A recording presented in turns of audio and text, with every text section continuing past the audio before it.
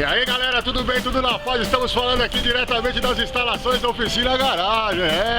Estamos aqui com o nosso quadro Prestação de Serviços a Clientes. É isso aí. Então, nós temos hoje aqui uma raridade. Chegou uma raridade pra gente fazer aqui, um carro de uma cliente. Vamos dar uma olhada como é que tá essa criança aqui? Que beleza! Será que bateu? Maravilha, hein? Que beleza, hein?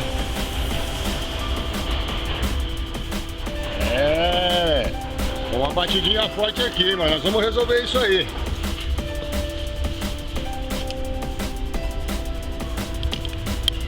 E é isso aí, galera. Dando sequência ao nosso quadro de prestação de serviços aos clientes, vamos fazer essa raridade aqui, ó. Que maravilha! Vamos martelar!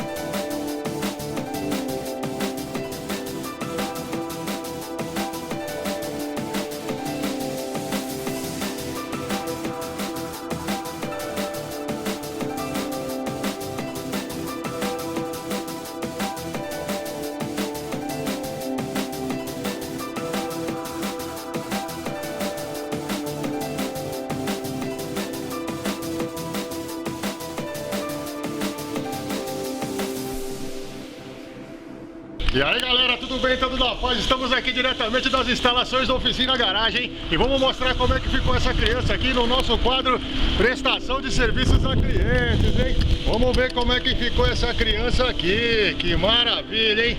Que beleza! Mais um cliente feliz e contente aqui na Oficina Garagem. É isso aí, galera! Que beleza! Que maravilha, hein? Mais um cliente contente e feliz aqui. Que beleza. E é isso aí.